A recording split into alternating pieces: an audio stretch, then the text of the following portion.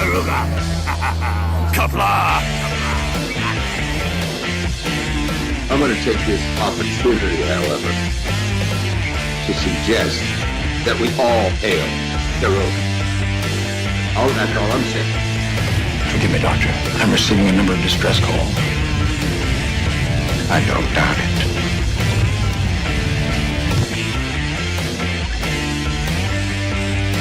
Y'all remember to tip your waitresses. Have a mighty fine night. You come in peace, surrender or be destroyed. Here to make war, we surrender. All good. Important things are needed new people. When the appointed hour arrives, the Marauders will deactivate their cloaking devices and begin transporting Klingon shock troops directly to the landing zone. Landing zone? Where? Tell me. Why not? Your feeble weapons will be useless against us. We will kill all your males and take your females to mate with. All right. Now the Federation's taking over, whether you like it or not. You people, you've been running this planet like a piecework factory. From now on, it's going to be under one roof. You're going to run it like a business. That means you're going to make a profit. Look at these 3 words written larger than the rest, with a special pride never written before, or since. Tall words, proudly saying, "We the people."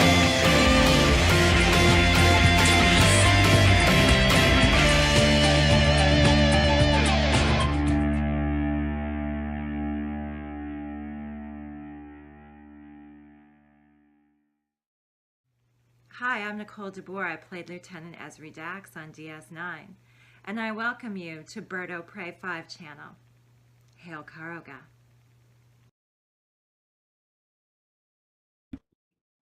Hello world, it's Birdo Prey 5, Kapla, and welcome to Bed Life for Friday, December 30th, 2022. New Year's Eve, December 30th. And thank you so much, John Araki, for a $1 super chat that happened before the stream even started. And unfortunately for everybody else, but fortunate for me, it was indeed Kissing Dax. John Araki got Kissing Dax, but I was the only one who could see it. I tried it now, and I'll try it one more time. Just fix that damn thing. We're not getting Kissing Dax again, but thank you, John Araki. I was treated to Kissing Dax for that super chat. Not Ryan Johnson was first in the chat otherwise. Says, hello in Kapla, hail Karoga. Kapla, not Ryan Johnson. Richie Pools is bring home the bacon, because it is hashtag National Bacon Day. And LDG says Kevin Bacon Day. Nice. No, only LDG looks at National Bacon Day and thinks about Kevin Bacon. Richie Poole says, I want to know how many degrees connect LDG to Kevin Bacon. I suspect 1 degree. I suspect LDG has a poster of Kevin Bacon behind his computer that he looks at every now and then when he thinks about Project Prometheus, and he starts fantasizing about Project Prometheus speaking to him, and that it has Kevin Bacon's voice, and that he really is doing Project Prometheus to get Kevin Bacon to become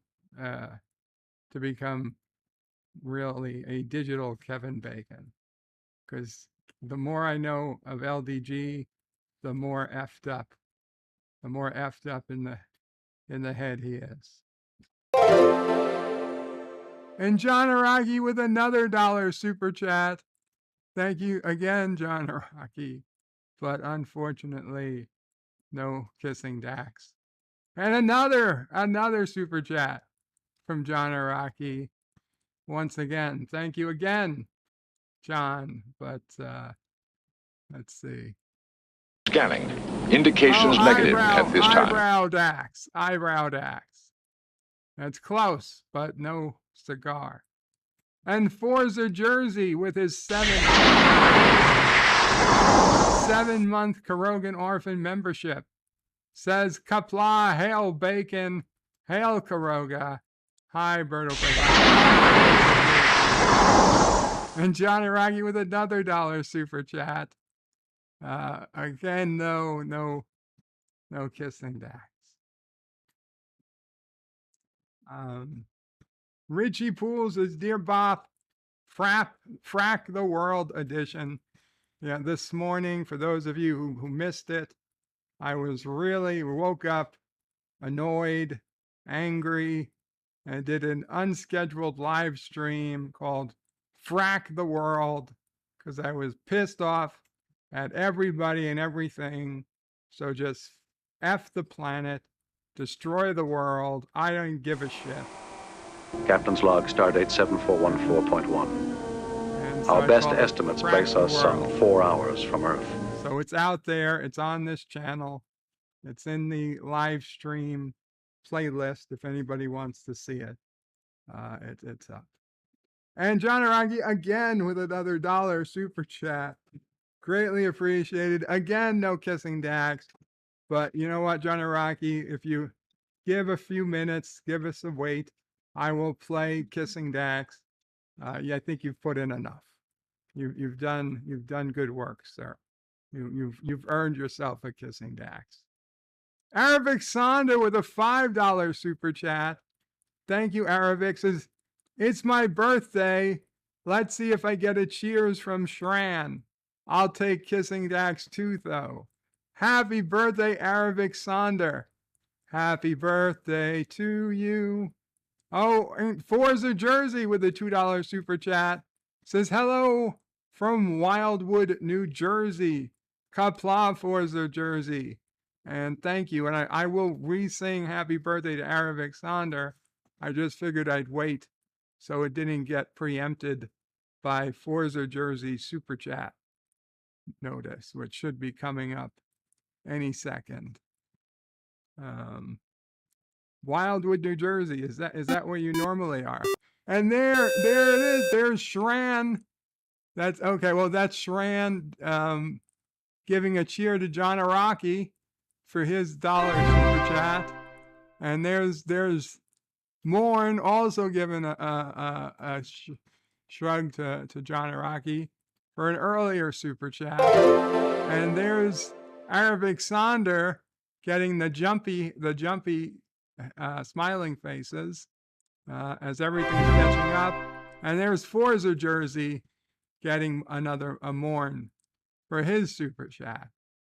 So now I will go back to finish singing happy birthday to Aravic Sonder. In fact, finish.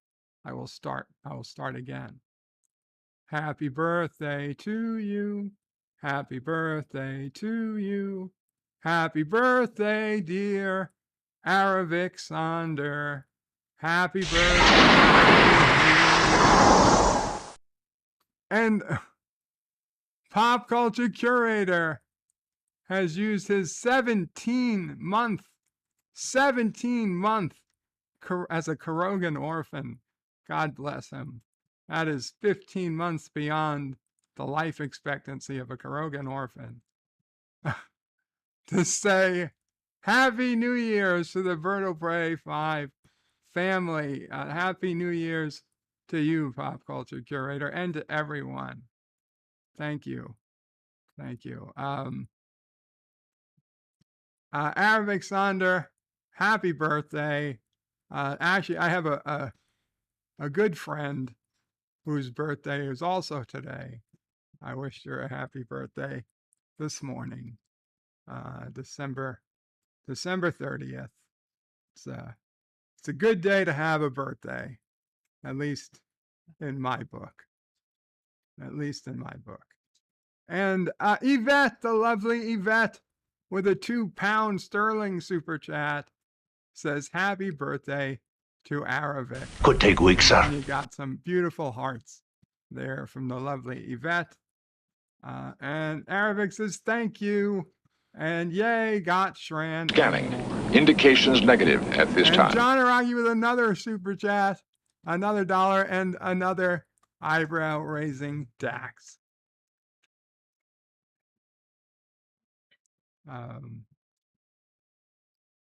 Wow, super chats. Super chats are flowing today. Thank you guys. Appreciate it. John Araki says hashtag remember the Karogamo. And John Araki now with a 99-cent super sticker of old, remember Anti-Tracker's old avatar, the pile of poop. Whoever allowed that to become an emoji? Because it's chocolate ice cream, it's not chocolate ice cream. We all know it's poop. It was always poop. Why does poop get a pass? I have no idea. And LDG Free the Net with a $5 super chat says guess one dice roll equals 0.1666%. Scanning. Indications negative at this time. With same number 0.0277% bird. It's simple Scanning. probability. Indications negative at this right time. once again, simple math. You have no idea how probability works, LDG. Thank you. I will accept your $5, but I do not accept your explanation of math. And John Araki with another super sticker, the sleepy super sticker, and another eyebrow raising Dax. Thank you again, John Araki. And Todd Jenny is yelling, remember the bird tower. Yes, the bird tower. Okay, and that's then in the chat. I told John Araki that he got Kissing Dax. I swear he did. I watched it. I saw it. I heard the oh yeah, and I got to see it. Yvette says, good evening, Bird, and everyone. Good evening, Yvette. Todd Jenny, who we all know as T-Berg, says, Happy New Year's, Birdites, Deejites, Jedites, Roxites, and all the rest. Alpacans, assemble. Thank you. Thank you, T-Berg. Pop Culture Curator says, hello, everyone. Kapla, Bird of Prey. Hope you're all doing well. Thank you, Pop Culture. Hope you are doing well. Arabic Saunders says, Kapla, Bird of Prey 5. And the live long and prosper sign. Live long and prosper on your birthday, my friend. Gorilla's Random Thoughts says, hey to everyone. Hello, Gorilla. Mr. Londell's Groovy Movies at Kapla. Kapla, Mr. Londell. Todd Jenny says, everyone make a bacon sandwich and grease Karoga. Pork pla. Instead of Kapla, pork.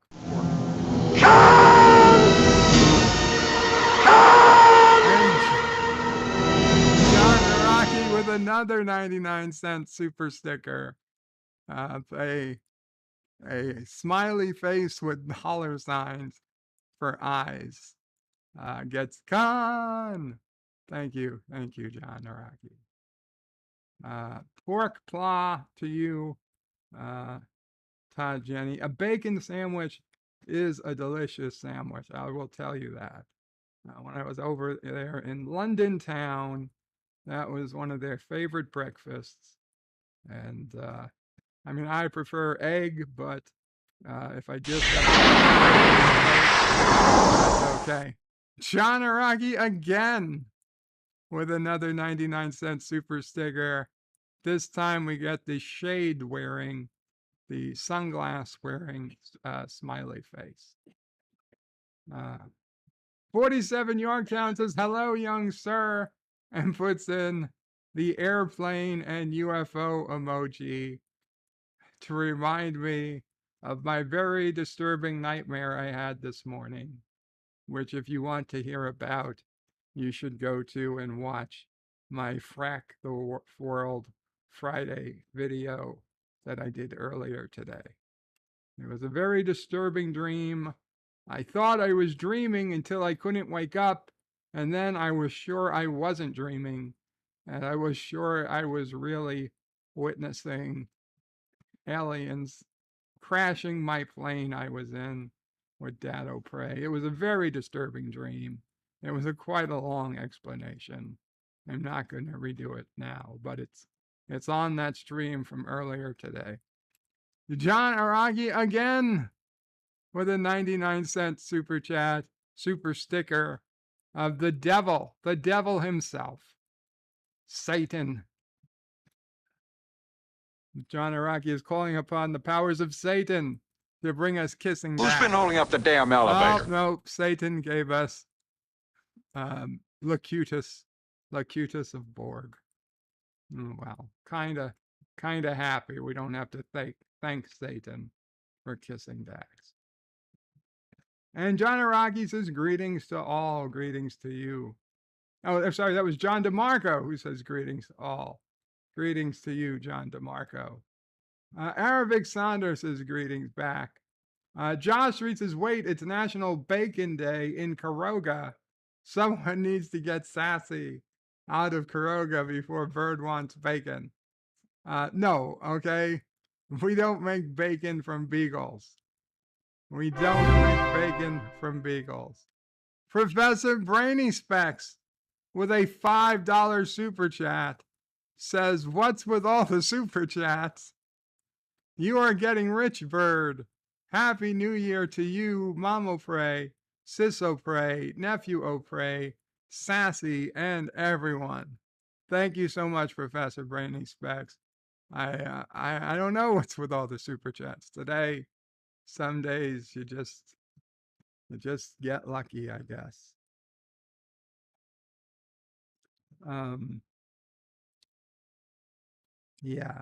Sassy is not going to be made into bacon. Now, Sassy likes bacon.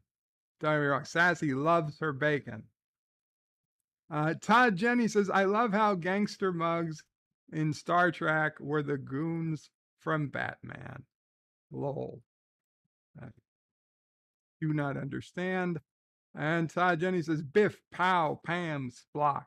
Now that I know is Batman stuff. John DeMarco says hello to Aravic. Gorilla says hey to Pop Culture. And Gorilla says, at least Bird, don't ignore the chat.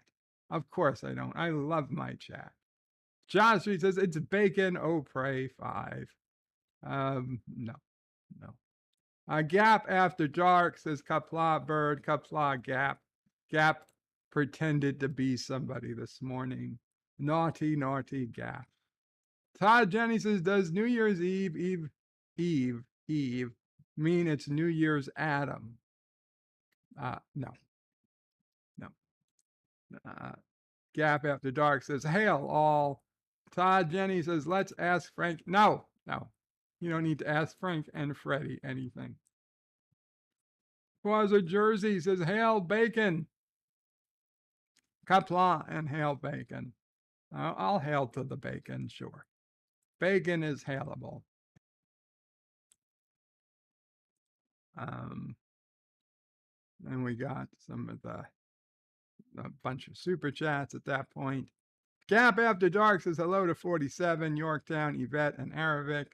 Todd Jenny says, I think LDD should change his name to Prometheus.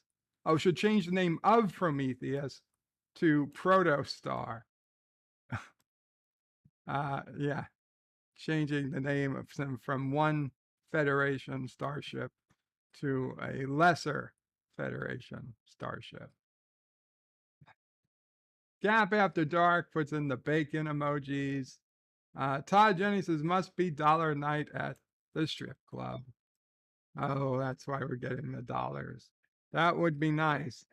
I need to get a prescription.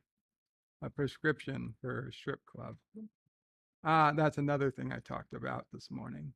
Moxley fans is Bird of Prey, Kapla Bird. Hope you and the family are doing well today. Thank you, Moxley. I hope you are doing well. And also, Moxley says, Kapla to all. Gorilla says, Asteroid 22. We only have a day and a half left for the asteroid to take us out, Gorilla.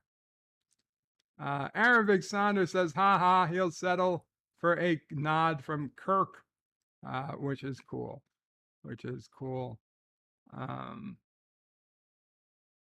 Gorilla says, happy birthday to Arabic Sander. Professor Brainy Specs says, greetings all. Kapla, bird of prey. Kapla, Professor Brainy Specs. Josh reads his bird of prey isn't Wildwood not far from Caroga since they are both in New Jersey. Winky face. Caroga is not in New Jersey. Caroga is not robot hell. Caroga is not, no. Caroga is far from New Jersey, as far as you can get in New York. Well, not really, but it's not close. Todd Jenny asks, who will mourn for Aravic? No one will mourn for Aravic because it's his birthday. You don't mourn somebody on their birthday. Josh reads says, where's the mute? My ears, come on. Me singing happy birthday can't have been that bad. Professor Brainy Specs says, happy birthday, my ignored friend, to Aravic Sonder. Aravic has been nothing. He has not been ignored. He has been nothing of the sort. Aravic Sonder says, thank you, Birdo Prey 5. And he even puts in musical notes to make me feel better. And he says, yay, he got Shran and Morn. Divert auxiliary power to deflectors. You did. And Moxley fan with $1 super chat. Thank you so much, Moxley. And got the beautiful and late Kirstie Alley as Savick. Poor Kirstie Alley. Kirstie Alley. I don't even know. You know what I'm talking about. Todd Jenny says, good Lord, someone adopt these orphans and get them away from Bird.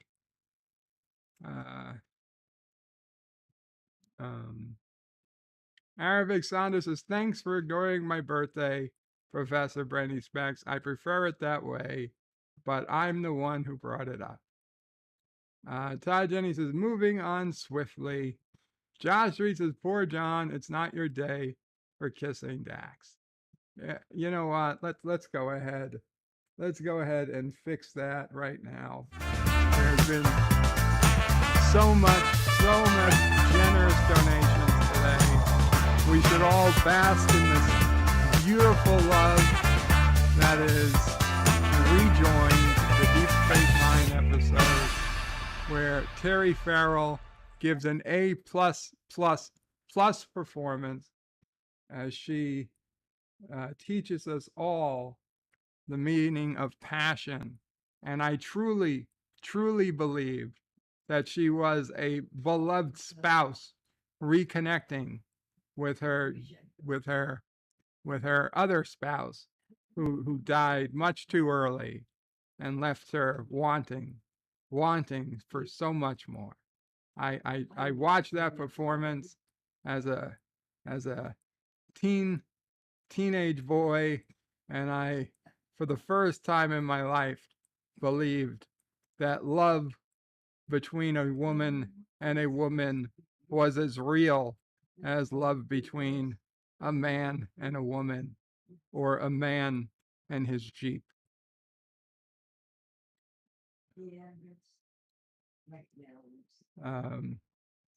Remember the bird tower again, yells Todd Jenny. Professor Brainy Specs says, Aravic Sonda, Birdo Prey may catch on. I'm supposed to be ignoring you. Aravic Sonda says, got it. Josh Reed says, I think Bird is cheating John Araki when it comes to kissing Dak. I'm not cheating. It is random. I mean, I can show it like I just did, but I can't make it pop up as a reaction to a super chat.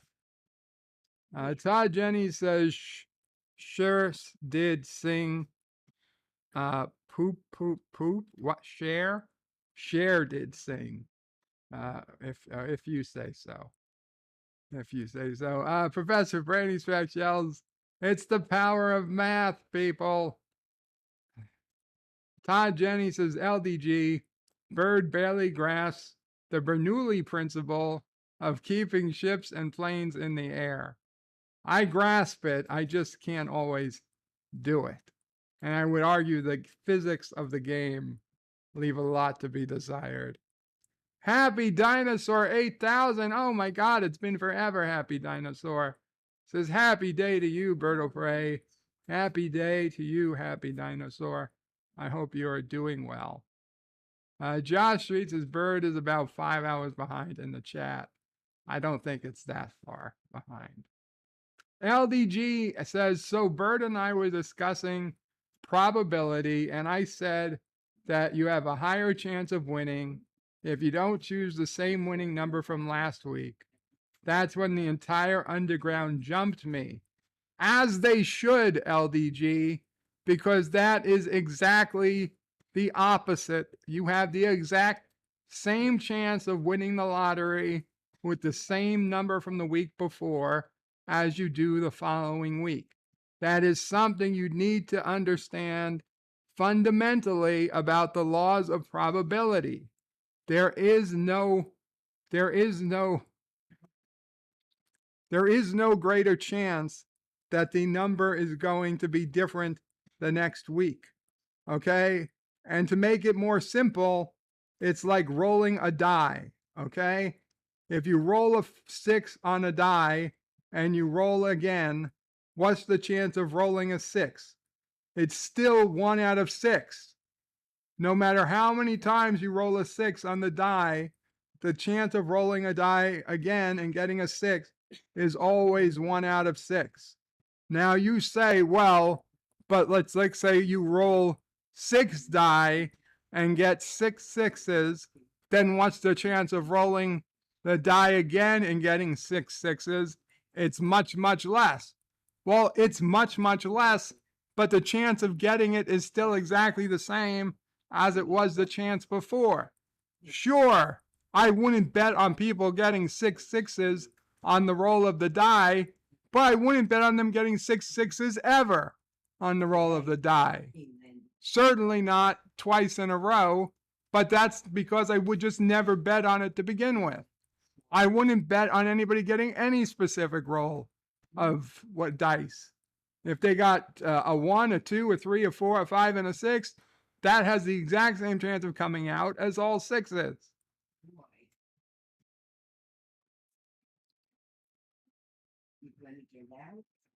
Happy Dinosaur says, "I took a nap, read some sword and sorcery novel. What did you do today, Bird?" Happy, I woke up from a dream, a nightmare even.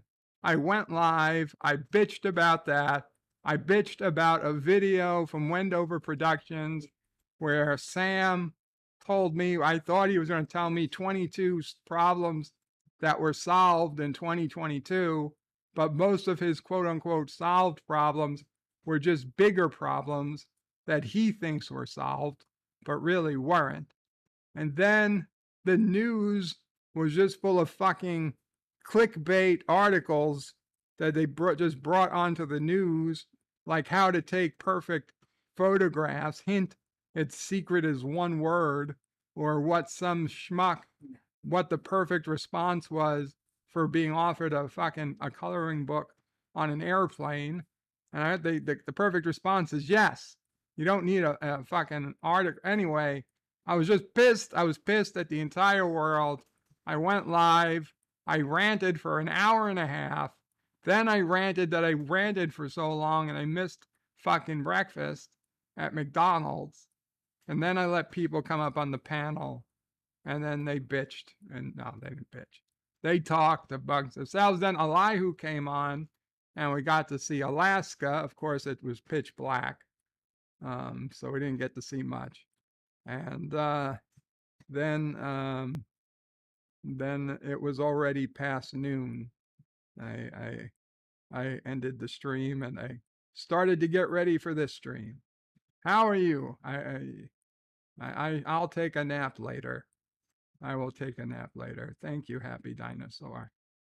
A sorcery novel. Which novel, if you don't mind me asking? Yvette says smoked steaky bacon, crispy for me, please. Yes, it's National Bacon Day. I like my bacon thin, crunchy, and burnt. Okay, you can't burn bacon to me. There's no state of bacon that's too burnt. Mama prays, oh, I burnt the bacon. I'm like, you didn't burn the bacon, you made it extra crispy. That's what I like. I haven't had bacon from Mama Pray, cooked home bacon, in a long, long time. I've had bacon on things like from McDonald's once, when I order that. But I haven't had homemade bacon. Yeah, well, because it's just too much. I can have like one little slice of bacon once in a while. Happy Dinosaur says, live long and prosper. Live long and prosper, Happy Dinosaur. John Araki says, it's giving me errors in the super chats now. I already purchased this item. Well, I guess sometimes it just needs a chance to load or whatever for it to go. I don't know, but you've certainly purchased more super chats than you should ever need to. Thank you, John Araki. Happy Dinosaur says Happy Bacon Day and Happy New Year. Indeed, yes. Happy New Year to everybody.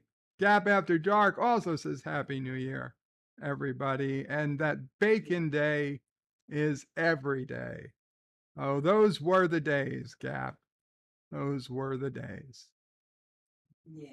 Captain Fandom Nerd says, hello, Captain. I hope you're doing well. And by the way, a happy birthday to Captain MKG, who was streaming when I started streaming. I suspect he's still streaming. So guys, after this or during this, whatever, please go to Captain MKG's stream and leave him a hello and a happy birthday. He was playing a game when last I was over there on his birthday, for his birthday.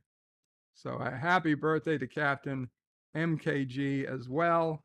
Aravixander and Captain MKG have the same birthday, apparently, as does my good friend. Aravixander is saying, lol, make it rain. Professor Brainy Speck says, Karoga is in hell. No, it's not. Gorilla says Minnie. Minnie says Kapla. Kapla. Minnie. Minnie who? Minnie you? Minnie Mouse? Who is Minnie? Arabic Saunders says thank you to Gorilla. LDG says I like my bacon with scrambled omelets. Of course you do. Gab After Dark says LDG does Prometheus like bacon and crabs. Professor Brainy Specs is coughing. You might need to get that cough looked at, Professor. Gap After Dark says hashtag free the bacon net. And hashtag Prometheus scrambled eggs. Captain Fandom Nerds says Bird of Prey 5 ignores the chat. I do not ignore it, Captain. It took me a while to get to it, but I do not ignore it. Arabic clears his throat, then sneezes, and then laughs. Professor Brainy Specs' Bird of Prey is just going on and on and on about what no one knows. Yvette says to Gap, hashtag save the seafood. That means get it away from LDG. Professor Brainy Specs is the worst thing in the world, missing McDonald's breakfast. Well, it was planning to be the last McDonald's breakfast of the year. Now I'll have to get it tomorrow. Gorilla's Random Thought says, so you like bacon charred all the way through? Absolutely. Absolutely. Captain Phantom Nerds is happy dinosaur 8000 happy day. And Gorilla says, my kid, I call him Mini Gorilla. Oh, okay, that makes sense. Mini says Kapla. Kapla, Mini Gorilla. I hope you are doing well, Mini Gorilla. Okay. So we got through the chat. It didn't take 5 hours. So I'm kind of happy with that. Kind of happy with that. Let us head over to the web browser.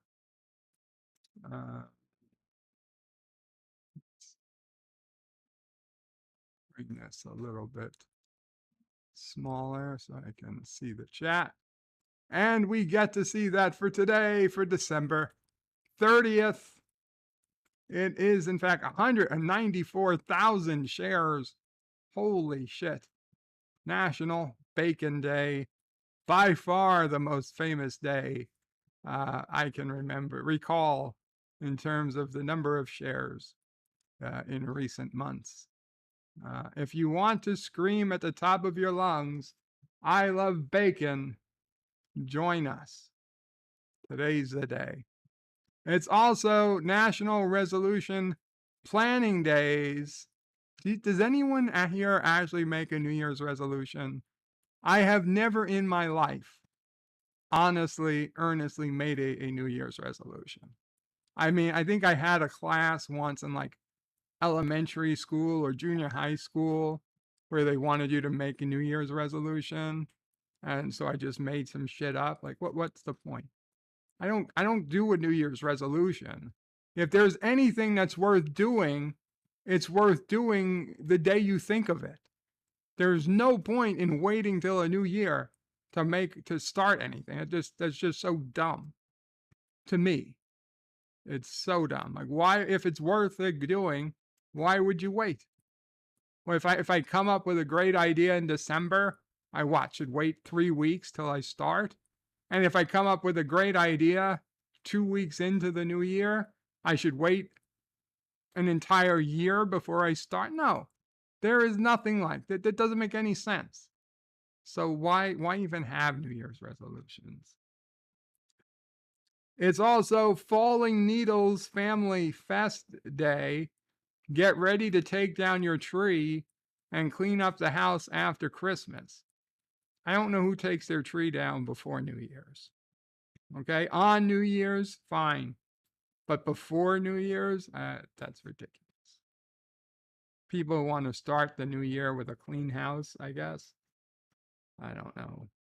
How long did you wait, Mama Pray, to take down a Christmas tree? I feel like we waited till after New Year's. Yeah. A few days after New Year's. Yeah. It's still too early. Professor Brainy Specs is Bird of Prey, going on how poor McDonald's food is in the real world. I would hate to see McDonald's food in Karoga, knowing what Karoga is like. Well, funny thing is, it's about Karoga. To my knowledge, there is no McDonald's in Karoga. However, there is one outside Karoga, and it's sometimes well worth the trip to go there. It's just on the very edge. There is there's not a whole lot of restaurants in Karoga proper. And the ones that are, don't get me wrong, are good old-fashioned places.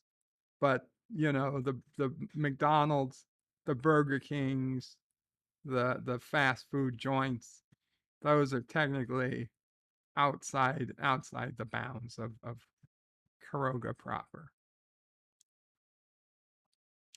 It's the festival of enormous changes at the last minute. There are only 2 days left to fulfill and accomplish your goals, so get on with it. What the hell does that mean? Only 2 days left to accomplish your goals. What is the world going to end in 2 days? Again, these are people ridiculously thinking that all goals have to be completed by the end of the year, as if the end of the year is anything but a construct we use for telling time.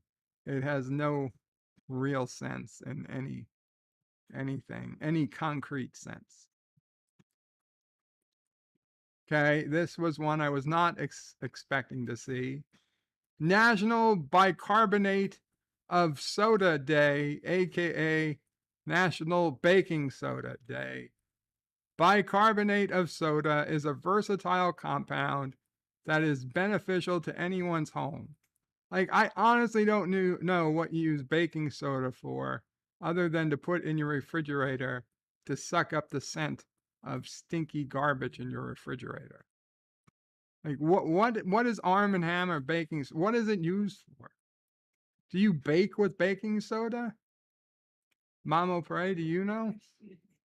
What is baking soda actually used for? Actually, Yeah. I use baking soda for cleaning. For cleaning? I use baking powder for food. You use baking powder for food. So baking soda is not the same as baking powder. No. Because it looks like a powder to me. It is, but it's different. It is, but it's different. I mean, it's really good. Like adding salt and baking. Salt and baking soda Hot water. to a what? A drain to clear. A drain to clear out the drain. Right. Salt and baking soda and hot water. Also, for cleaning liquid, you put it in a Deodorant? put it in a cup in the refrigerator to absorb any odors. There's a lot of things to do there. You can clean it. Make a paste and like clean stainless steel. Make a paste. Yeah. With water. Clean stainless steel. Okay. Gab After Dark yells, I love bacon. Forza Jersey says, how's Mama Praise cooking? If good, she should start cooking a cooking YouTube channel. I know I'd watch. Honestly, I used to be a good she used to be a good cook. I can't make but she can't anymore. Well, with the restrictions. With the dietary restrictions. No salt. No salt. No garlic. No garlic. No pepper. No peppers. Yeah. I've got quite a few restrictions. Well, Mama Pray, not really in the cooking mood. No, I made myself a good. She did make a pasta fazool soup yesterday. She enjoyed. Executive producer Saul Leibowitz says, Kapla Bird of Prey, your New Year's resolution should be more kissing Dad. Well, I guess we never have to stop. We never say no to kissing Dax. Gap After Dark says, what WTF? Falling Needles Family Feast Day? I'm not feasting on any Christmas tree needles. Gorilla is going to take his tree down tonight. Forza says, can't take Christmas tree down before Epiphany on January 6th. Mama Pray knows that. And Gab After Dark says it's Captain MKG's birthday today. Yes, it is. I said that earlier, and I please ask everyone to wish Captain MKG a happy birthday. He may be streaming right now. Gorilla says baking soda goes in cookies and other baked goods. Richie Poole says no need to complete goals by end of the year. One should set new goals at the beginning of the year and then abandon them 2 weeks or so later. Miss Lindell says you can use baking soda to bake with, just use smaller amounts. And the benefits of using baking soda, and a link from Mr. Lindell. Thank you, Miss Lindell. And Syphilis is in the house. Kapla, Syphilis. Welcome, our friend from Australia. So it's also National Cheryl Day. I don't think I actually know anyone named Cheryl. And Rizal. Rizal? It almost sounded like I was rolling my R, but it was just saliva bubbling in my throat. Rizal Day. Let's remember to honor the life and the works of Dr. Jose Rizal. I have no idea who that is, and I'm not going to click on it to find out. Okay. So let's move on to Wordle. Mama Pray, did you do Wordle today? I'm thinking. She's thinking. Oh yeah, no, that was yesterday. What? When did I thank Jeff Franklin? Yes, I did. Yes, Yes. I told you to thank Jeff. Yeah, you told me to thank Jeff this morning. Okay, Wordle. We'll go with the good old arise. AR in the wrong spot, ISE.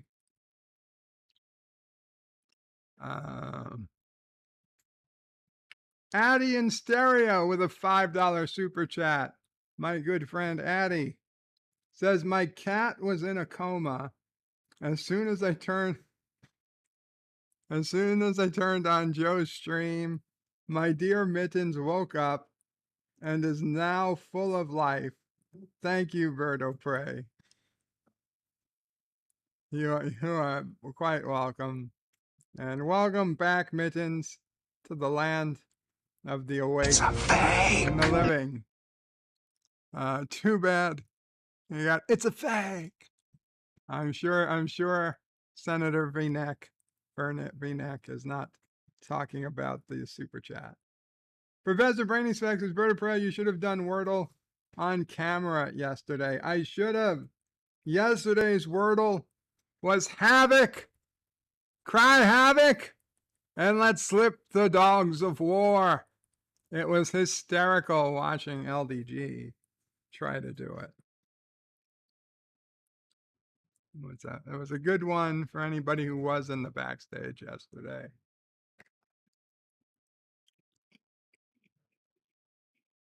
Anyway, arise.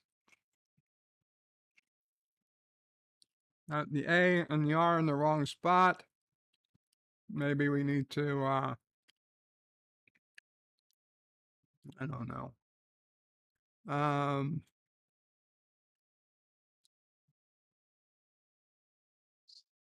There. No. Stone.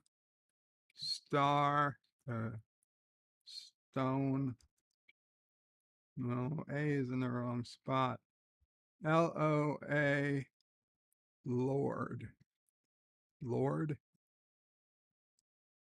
Lork.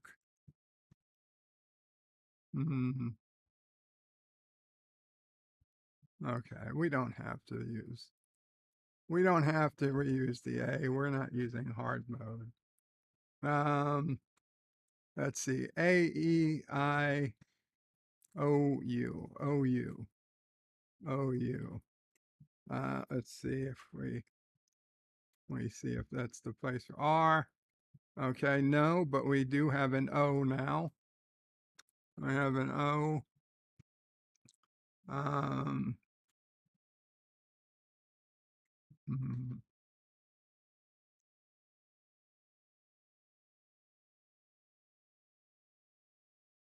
Morky. Wait, what else do we need to use? AEIOU. AEIOU. Okay, so we used all those. So we have O and A. Moral. Oh, shit. Okay. Well, I guess there could be only one molar. We have to swap them. We have to swap them, right? Yeah. There we go. Molar, as in teeth. Okay. We gotcha. We bested you today. what's her name? Tiffany? Tracy. We bested you today, Tracy Bennett of the New York Times. We gotcha. We gotcha. Okay. Oh, Random Menace, if you're here or you're watching later, the package that you sent was out for delivery for somewhere in Maryland on December 28th, 2 days ago, but then it apparently never got delivered. Still awaiting a delivery scan. I'm suspecting that it got returned to an Amazon warehouse, but I don't know for sure. And for whatever reason, they never scanned it. So hopefully you get a refund. But after all of these, places, and then they stop. There's more. There's more, but they don't show the older places. Like this would keep going for another like twice as long. It's probably twice as long as what we see here. But yeah.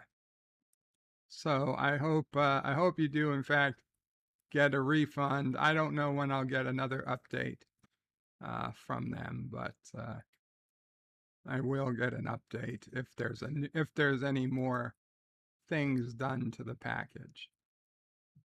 Let's check the news, and then we'll do some Dear Bops.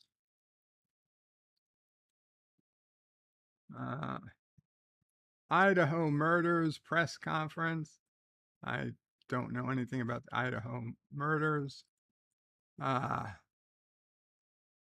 don't even know what language that's in. The first legal dispensary of recreational weed opens in New York 20 hours ago.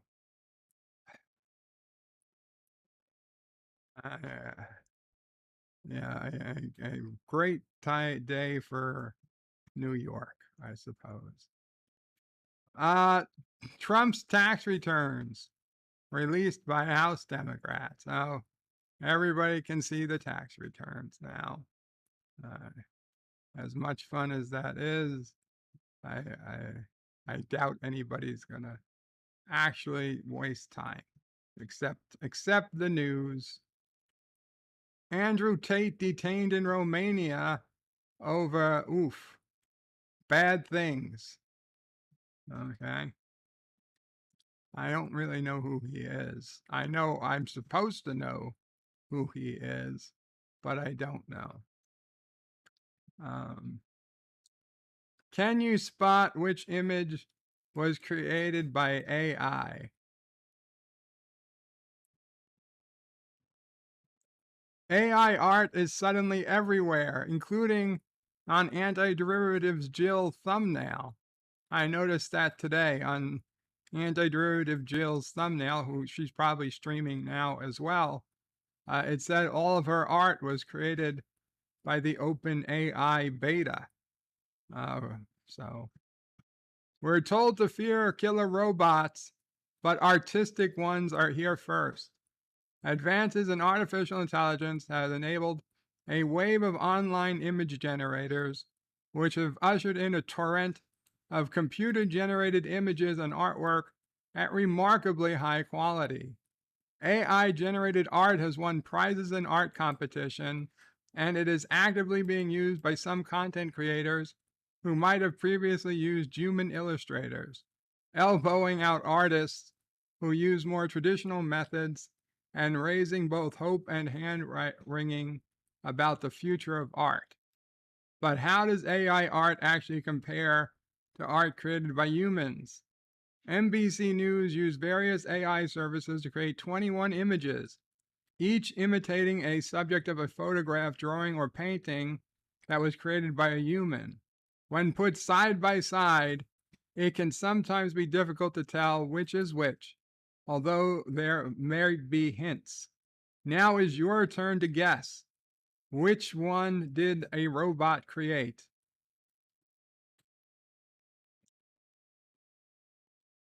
Okay. Let's see.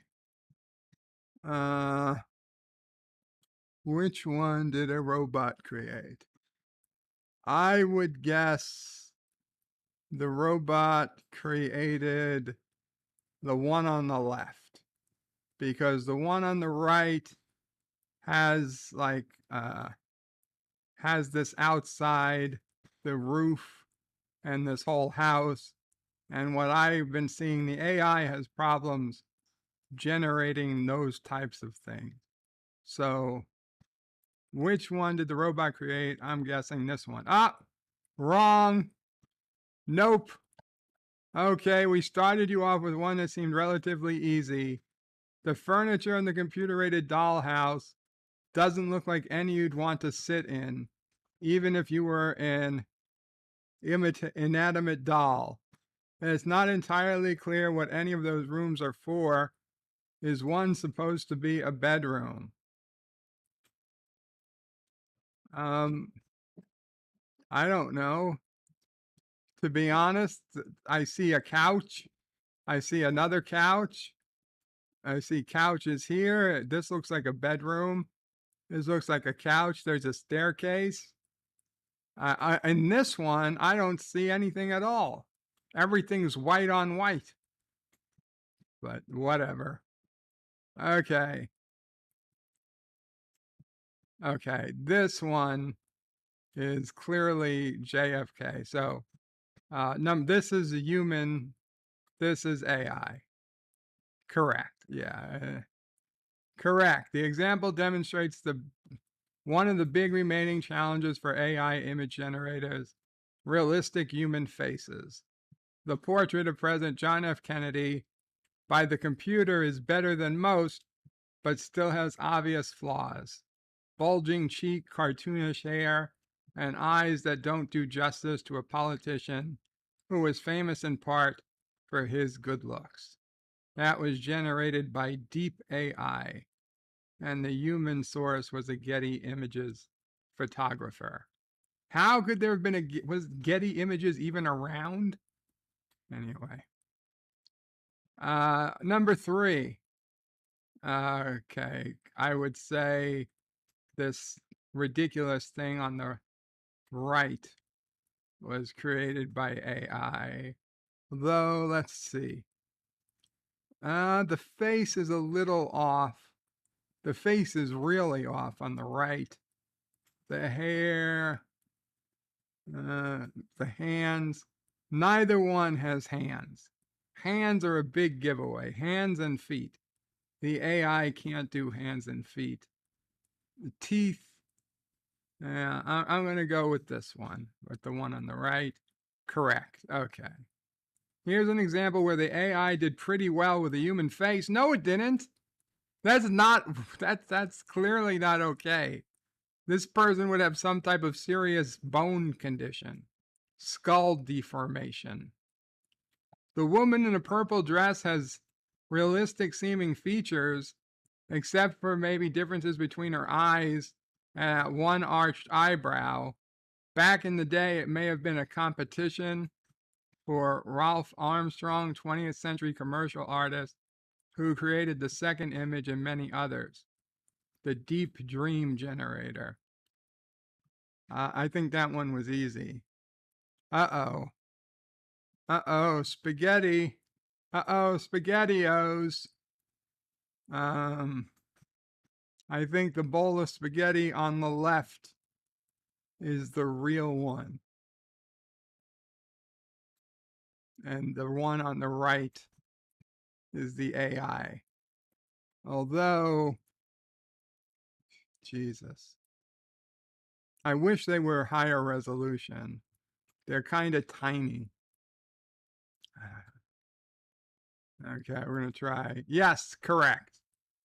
Both of these plates of spaghetti look appetizing enough, but the version created by the AI seems a little too perfect. I wouldn't say that. The noodles are neatly organized.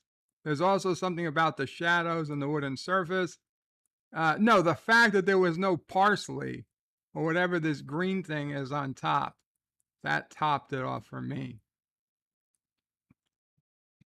That was also by Dream AI.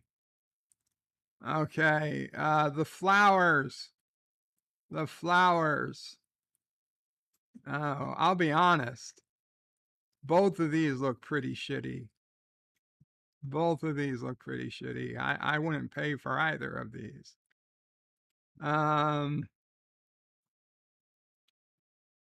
Well, the one on the right is certainly clearer. The one on the left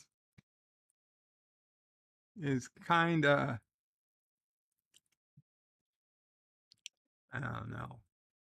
It's kinda soft. It's way too soft on the edges. It's just either out of focus. I don't know. Let's see. Let's look. Looking in the flower, looking at the details. Okay. The leaves here look a little more real. They're less perfect. They're less perfect. I'm going to go with the one on the left is the AI. Yes, correct. Here again, the AI generated roses are too perfect, especially the one at the bottom, flawlessly smooth petals. This may be how we think of roses, but in real life, they have small imperfections. Yeah, that was it. Okay, 6.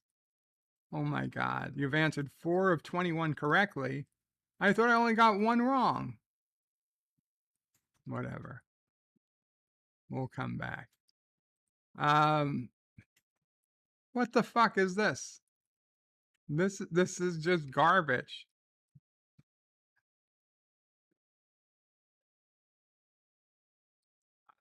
They're both garbage. Neither of these is art.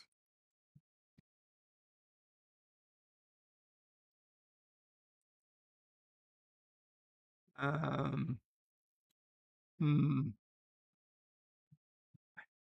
I feel like the one on the left, either of these could be either. This is just 50-50.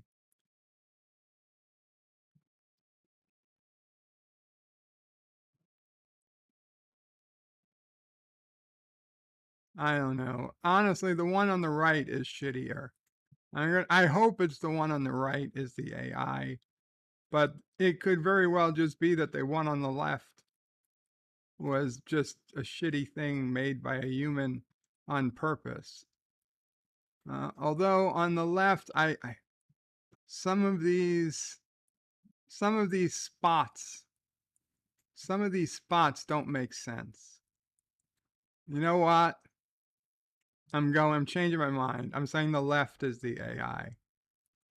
Yep, I was right. Yeah, some of these spots just don't make any sense.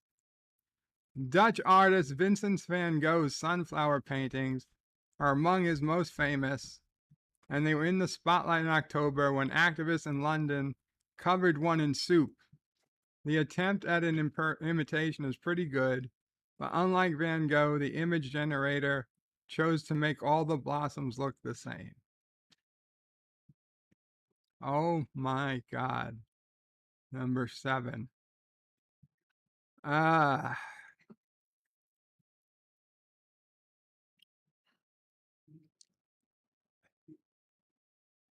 Um. Hmm.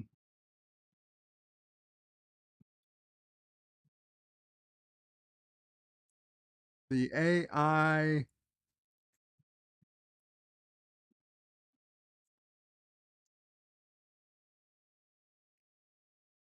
This is a toughie. This is a toughie.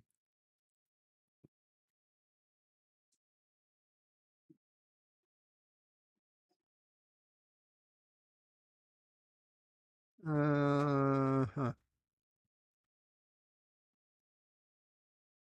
I don't know. I have good reason to pick both.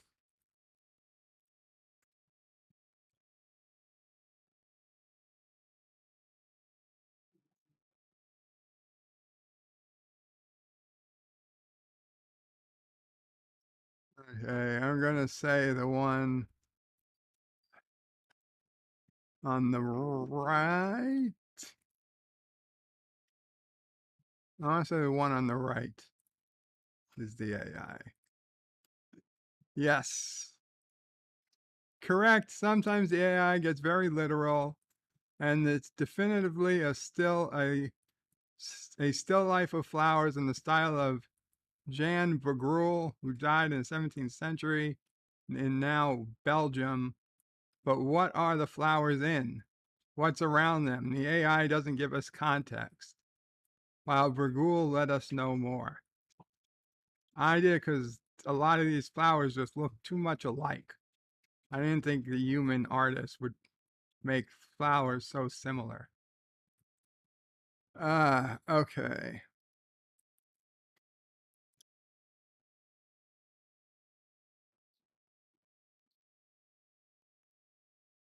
Oh,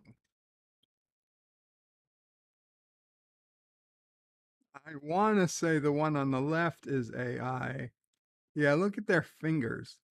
Oh my God, it looks like monster hands. Unless this kid really has some type of birth defect. The one on the left is the AI. The one on the right is the real picture. No! Haven't you heard AI struggles with ears? But seriously, folks, the machine came really close this time to creating a real boy, including facial features. But look at that odd looking ear of his pretty big hint. Also, the hands look odder the longer you look at them. What the fuck, though? Look at this hand. What is that?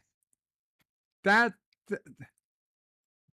that looks like it looks like the fucking hand from the alien in Total Recall. I don't know. I don't know if I trust that answer. 6 of 21. I don't. Where are all the other answers? We're up to number 9. The fuck is this? This one. This is the AI. Ah, fuck. The claw-like hand. Where do you see a hand? Ah, shit. The hand was holding the. Oh, well. The AI image may be passable. The carousel lights out of focus. The puff of the cotton candy, the ponytail. But it's rare to see a hand look like that. Apparently not.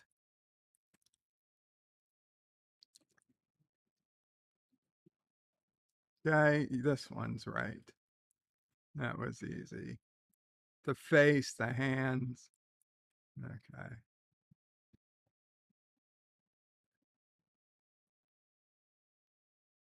Uh, that hand is pretty perfect. The shadow, the face, the nose. This one, it's dark. I would say this is the AI. Yeah. Both images show 2 people in close proximity. Okay. Dog in a forest. That dog. What the hell's wrong with the back of that dog? This I can hardly see. The one on the right I can hardly see, but the one on the left, the back of that dog looks messed up. Yeah. So.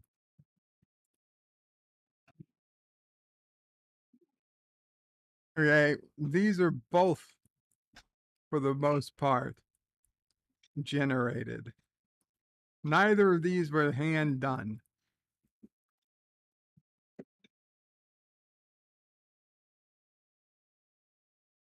The texture, the AI, okay.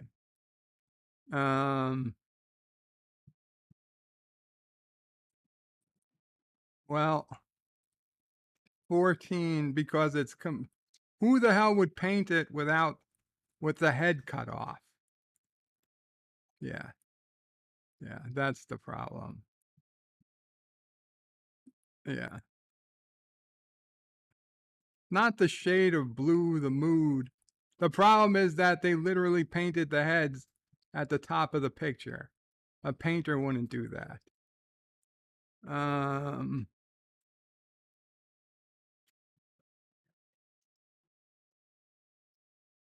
I would then say neither of these count as art.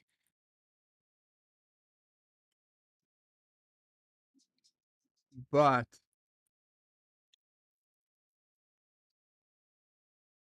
I don't know. The hands leave a lot to be desired. I guess this is the AI. Nope. American painter Edward Hopper had distinctive style in his portraits. Well, I'll be honest. I'd prefer the AI painting to the real one.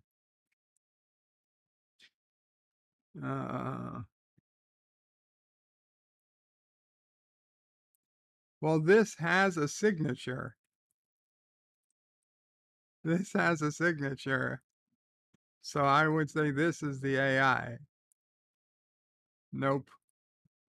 The fact that one face to face is so disordered suggests that it was the work of an AI, but no, that was the style of 13th century artists behind Japanese scrolls.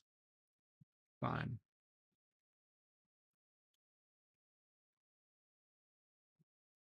Okay, this has to be, yeah. This has actual art. This is an artist recreating what he sees outside his door on a painting, and this is just bullshit with a hole in the wall. Okay.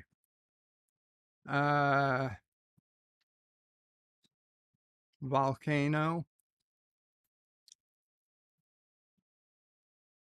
I'd say this is the AI.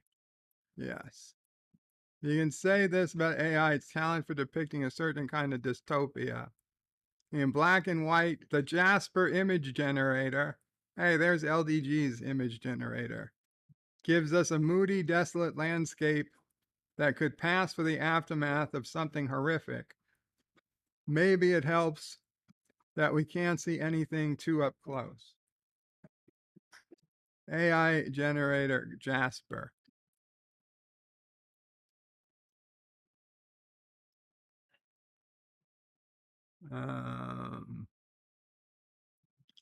I'd say this on the right is the AI.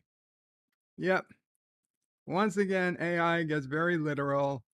Here it serves up trees, check, and clouds, check, with no other information or context. Is this the top of the hill? Would a human photographer have taken the same shot? Also, where can we find trees that look so much like broccoli?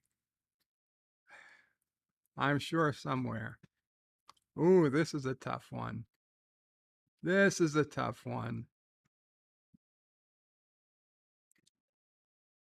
Let me think.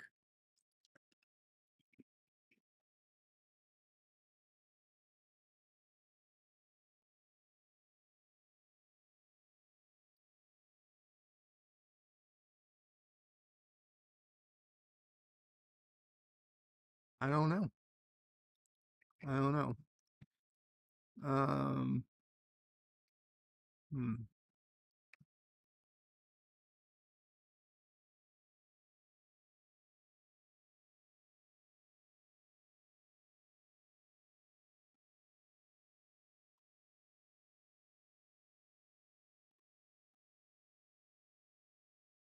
I'm guessing the one on the right is too good. That's the AI. Yep.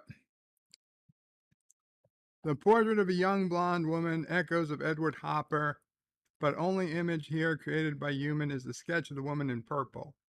The eyes created by the machine may have given her away. They're too perfect. Or maybe that's how the brushstrokes look in her hair. Okay, and finally, 21. Easily, this is the AI. There's 3 sets of, yeah, those waves. Waves waves like that don't happen, and the sun isn't quite round. The AI generator seems to have trouble with the surface of the water, depicting 3 waves with not much happening between them. Also had trouble with the sun. If the sun looks like that on your next beach vacation, something bad could be around the corner. Absolutely. You answered 16 of 21 correctly. Sure, robots tripped you up a few times, but more often than not, you spotted the difference. There's hope for human artists yet. So now you know the state of AI-generated art at the end of 2022, which, good or not, is definitely more advanced than it was a year ago. Next year will give us a sense of what will happen to artists, both at the keyboard and away from it. Wow. Wow, that's pretty interesting. Oh, wow, look at LDG. He's been yelling. Oh my God, LDG has been going off on this one. Let's go back. John DeMarco says you can really sink your teeth in today's word, Bert. Oh, molar. Okay. Molar. All right. Richie Poole says if there was any logic to the English language, Karoga would be a 4-letter word. Professor Brainy Specs says cheater. Syphilis says good one. Thank you, Syphilis. Murder Hornet returns, says hey chat. Hi Bird Kapla, Murder Hornet. Miss Londell says if at all humanly possible, do not send anything via USPS. They're the most incompetent people on the planet. And LDG says this should be good. Josh reads his Bird's new art from the AI program called Sassy.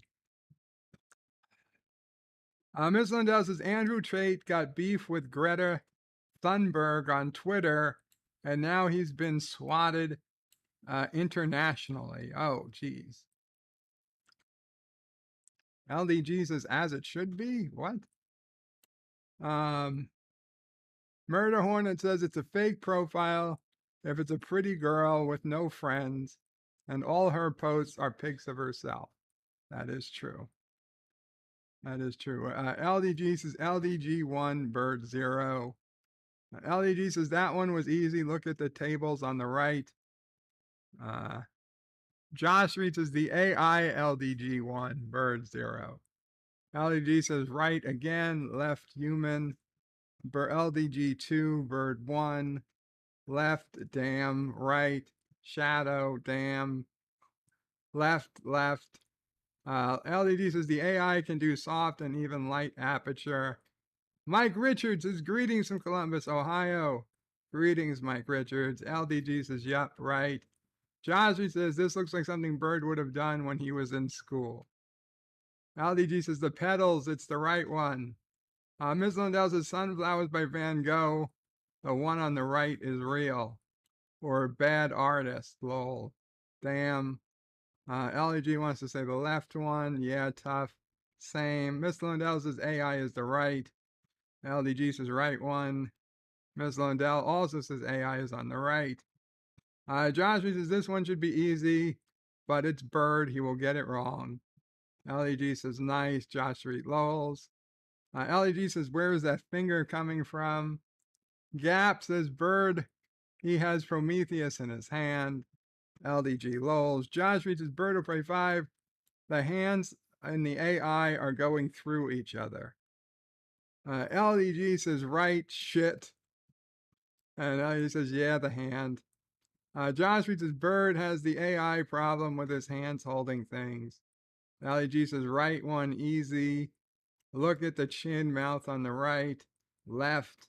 Gorilla says AI pics. Did I accidentally go to an LDG stream? No. Miss Lundell says AI is on the left. LEG says left. The brook. Josh reads his Bird of Prey. Those who have feet fetish would cut off the heads in a painting. LDG is lolling the left. AI signs the art. John Street says AI versus bird. So far, the AI is winning. No, I won. LDG says left, right. Her chin looks off. The right one left. Mike Richards is next on PBS. Kurogan Art Appreciation. Kuroga doesn't appreciate art. Like good art, okay? Real art. Real art, like the Mona Lisa or American Gothic, okay? Not fucking Campbell's soup can bullshit. Todd Jennings is Vertebrae. So when are you releasing your NFT collector card collection? Like your idol, Donnie T. Hey, if somebody wants to pay me for some images that they could use anywhere else, they're welcome to. Josh Street says, Mike, all art in Kuroga is made by Sassy, and she isn't even saying how she makes them. The Traveler, formerly known as Wesley Crusher, Kapla Traveler, welcome. Poker, Tribbles, Nephew O'Prey, Sassy, Mom O'Prey, Kuroga flag. LD Jesus, don't repeat that. Lol, uh-oh. Murder Hornet returns with Monkey See, Monkey Say, or no, hear no evil, see no evil, speak no, I don't know. A bunch of monkey emojis. And Gap After Dark says, hey to bees. Okay, so we got our update on AI art.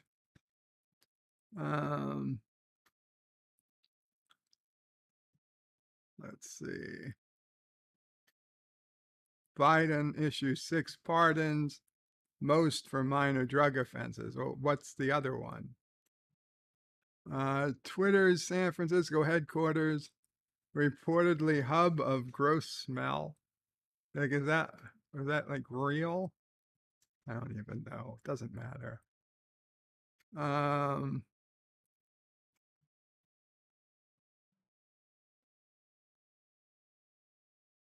Let's see.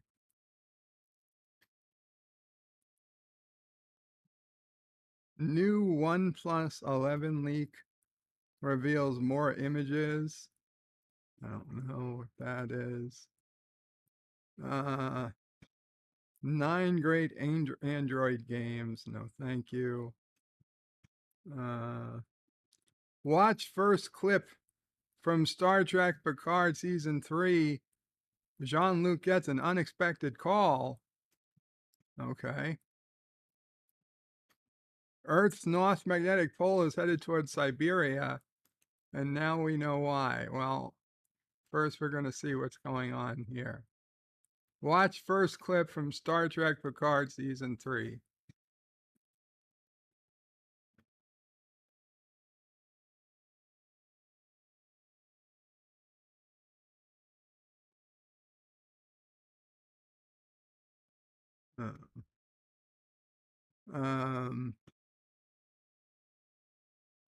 Let's see, if I make it big, I don't know if it'll show. Well, maybe we don't want to make it too big anyway. Do we have closed captioning?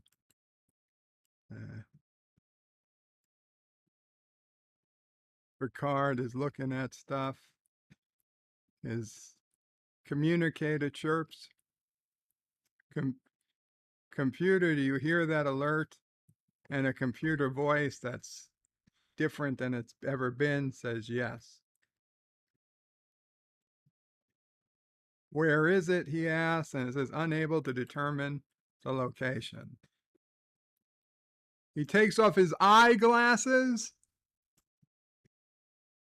Why is he wearing glasses? He's a fucking robot. Why is he wearing glasses? Why does he need glasses? They have fucking LASIK now. They have LASIK now.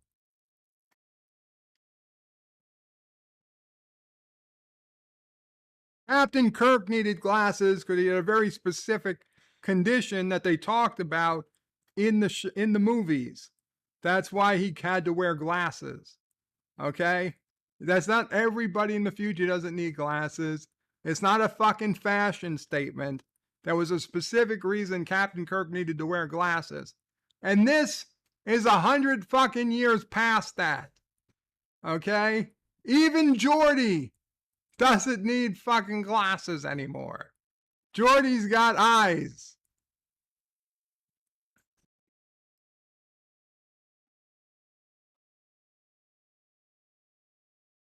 So Picard is looking for something he misplaced. Oh, where is the communicator coming from? Oh, it's on his fucking uniform. Oh, that he forgot it was there.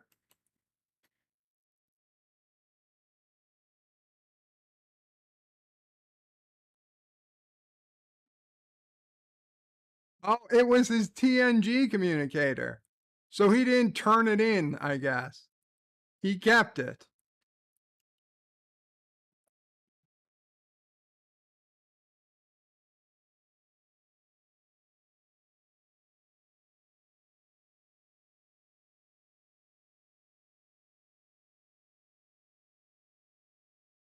Okay, so he asked the computer to analyze, which I guess the computer just decides to analyze what he's holding in his hand. And his communicator badge belonging to Jean-Luc Picard, USS Enterprise, star date, and then he cuts it off. What could it be receiving? A long-range transmission via a subspace frequency. Whoa, maybe it's receiving exactly what it's meant to fucking receive. An uncommon codec. A codec. And it tells him what a codec is. It's a program which compresses data. A codec is something we have to worry about now on Windows. They're not using... Oh my God. He knows what a codec is. It requires a passcode.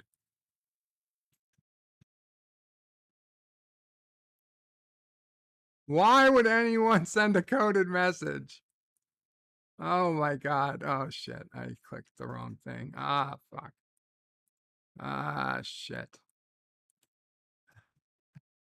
Fuck you, Will Wheaton.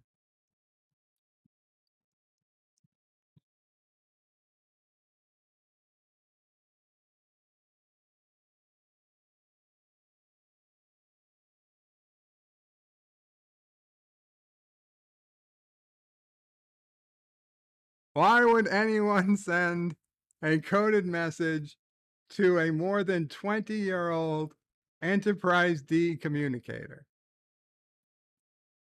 Maybe because they want to contact you secretly. And of course, the computer just says unknown. That was it? Oh my God. Thank you for joining me in the ready room. Yeah. Fuck you, Will Wheaton. So that was supposed to get me ready for Picard. It was what? 40 seconds of shit? 40 seconds of shit? Picard wearing robot Picard wearing glasses for some unknown fucking reason. And then he's too stupid to understand why somebody would be sending to a fucking communicator. Hey, why does he even have his fucking communicator from the Enterprise just laying about? Of all the things to have laying out in his fucking shop or his fucking room or wherever the fuck he is, why is his Enterprise D, not even his Enterprise E, his Enterprise D uniform? Why do you even get to keep that? Why would you keep the communicator? Wouldn't you upgrade the communicator when you got your upgraded uniform? Wouldn't it be like deactivated? Wouldn't that cause a problem if your old communicator was still active? I mean, I don't want to presume to know how the technology works, but if somebody says, contact Jean-Luc Picard, all of his communicators going to ring at the same time? Do the batteries literally last forever? It's 20 fucking years old. It didn't need a battery in this entire fucking time? Because they brought batteries in in season 2 of Picard. In season 2 of Picard, they make us know that there are batteries in communicators. So now they've gone backwards. They've gone backwards on their own bullshit. Their own bullshit they bring up. They bring up this bullshit of batteries and communicators. And now the next season, they forgot or they want to just forget that they brought it up. So now we have a 20-year-old communicator with a battery which should never have been updated or fixed. And the battery still works. A 20-year-old battery. Just sitting out. And the man doesn't even know what it's from. He needs the computer to locate it. Oh my God. If this is, I'm sorry. Robert Meyer Burnett says this is the fucking series, the season to watch. This is the season that it all comes together. I don't know where the fuck that man is from, but this, so far, this is even worse. This is even worse than I expected. I couldn't have made it worse. This is much worse than I was expecting it to be. And it's only been fucking 40 seconds. Oh my fucking God.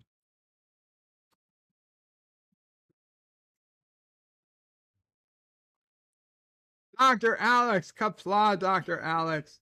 Welcome. Arabic said, did I miss National December 30th Day? Today is National Bacon Day. John Iraqi says, question of the day for Mamo Pray. What's your New Year's resolution? Mamo Pray doesn't make resolutions. Professor Brainy Specs says, they are brainy specs. Yes. Yes, Professor, I suppose they are brainy specs. John Street says, wasn't Kirk allergic to the stuff they use so people don't need? Yes, Kirk was allergic to the medication that Bones would have prescribed. That's why he needed glasses. And Mike Richards says, yeah, Retinax. Dr. Alex says, didn't he ask for a de-aged body? No, he wanted the same body, so it was just as old. You think they would have fixed his eyes, but even if they didn't fix his eyes before, they could fix his eyes now. But no, for whatever fucking reason, they don't fucking fix his eyes. Dr. Alex says the writers are thickles. The writers are thickles. The codex password is Geritol, says Gap. John DeMarco says the password is 4 lights. John Street says, Bird, they are still using Windows in the 24th century. I bet they are. Arabic Saunders says they did say his robot body would retain the human limitations. Tim Christ is lolling. Welcome, Tim. Professor Brainy Specs asks Arabic, which made no sense. Mike Richards says Friday is rant day. Todd Jenny says, go watch the 1970s Andor intro parody by Oralatus. I don't know what that is. Professor says, Bird of Prey, you aren't supposed to think when watching Picard. Yeah, I think that's true of all new Trek. Arabic says, I agree. Who wouldn't want an upgraded body? John DeVargo says, stop trying to apply logic to the show, Bird. The writers clearly didn't. Batteries don't exist in the future. Yes, I did not think they did, Gaff, but in season 2 of Picard they did. Arabic, so Picard is a battery now. John Street says, we lost Bird to another Bird rant. Todd Jennings is Bird of Prey. They could have added Michael Burnt Ham into it. They might still. I will not be surprised. Captain Phantom Nerds says R&B is an overrated airbag. Well, let's just say he's got, I don't know, a month and a half. What is it, February 18th or something? We're a month and a half away, RMB, to the reckoning. The reckoning is coming. Either he's going to turn out to be right, or he's going to turn out to be a shill. Dr. Alex says, oh, Bird caught up with the chat. Ms. Lundell, I keep telling you guys, stop talking about and watching new Star Trek and new Star Wars crap. It's designed only to make us mad, and still watch it. If we do this for the one show, it'll all crash.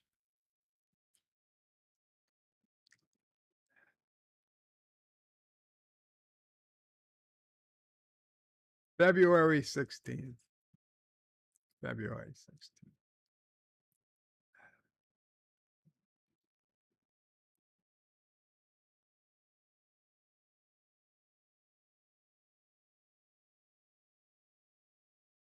The new Indiana turn signal law takes effect Sunday.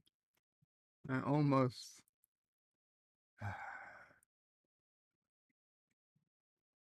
what could be the turn signal law?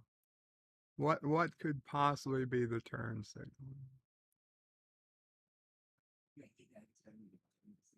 A mandate that Indiana drivers signal all turns or lane changes at least 200 feet ahead of time, or 300 feet if traveling in excess of 50 miles an hour, goes away Sunday in favor of a requirement that motorists signal all turns and lane changes at a reasonable time before completing them.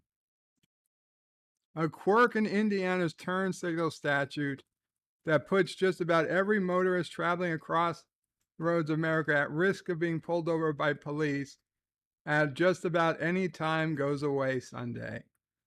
Current law requires drivers in Indiana to use turn signals anytime they're about to make a turn or change traffic lanes. Indiana code also mandates the signal be at least 200 feet before the turn or lane change, or 300 feet if a vehicle is traveling in excess of 50 miles per hour.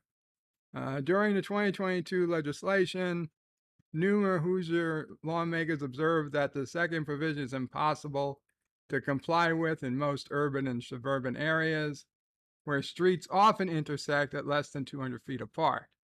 In addition, there's no practical way for a driver to signal for 200 feet before, example, pulling out of a parking lot or making a quick lane change. So they decided to change the law.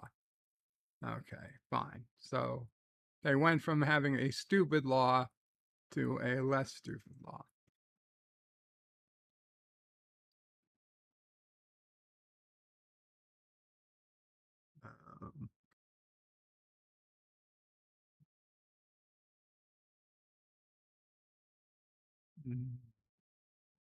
Earth magnetic pole is headed towards Siberia.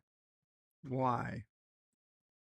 It's easy to think. A study argues changes could be explained by the toing and froing between magnetic blobs of molten material.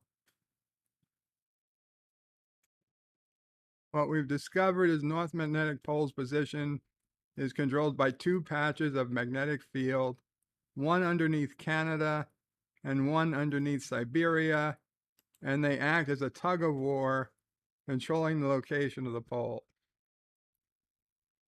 Now, historically, the Canadian patch has been winning the war, and that's why the pole has been centered over Canada. But in the last few decades, the patch has weakened, and the Siberian patch is strengthened. So that's why it's headed towards Siberia. Well, good.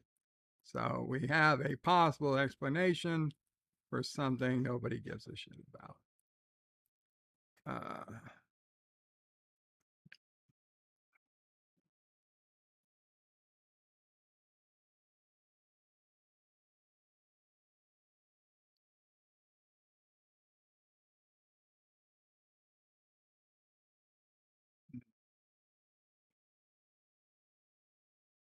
And nothing.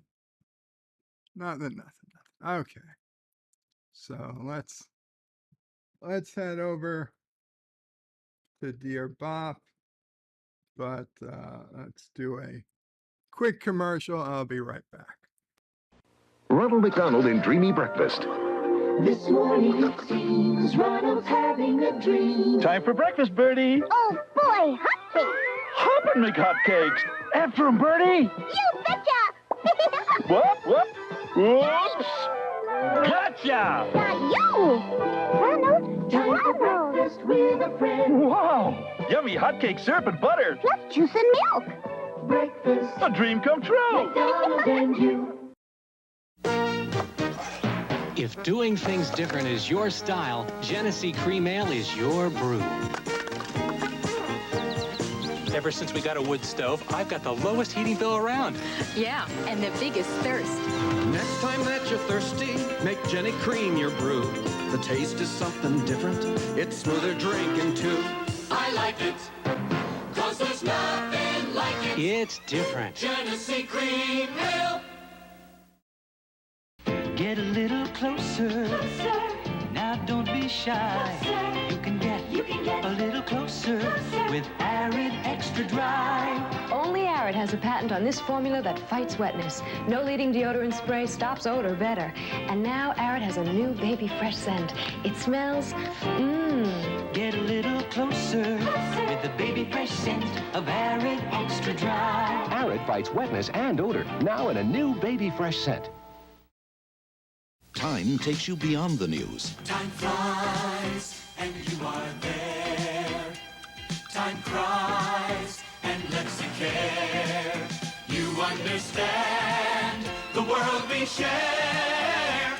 This week, Time helps you understand the spoils of war, the diplomatic and human costs of victory in Lebanon and the Falklands. Read Time and understand. Okay,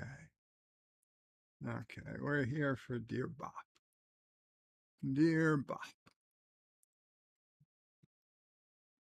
Dear Bop, what is the best episode of Star Trek of all time? For me, the best episode of Star Trek of all time is the Deep Space Nine episode, Trials and Tribulations, because it's one of the best TOS episodes combined with one of the best DS9 episodes. It is a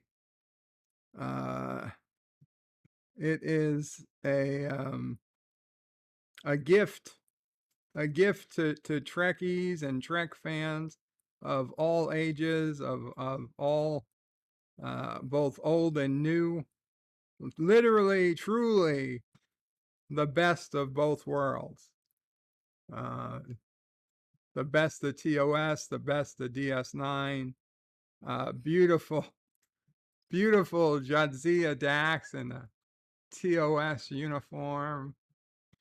We get to see Captain Kirk, the real Captain Kirk. We get to see Captain Sisko actually interacting with him. We get to a visit by the time, whatever they are, the time officers.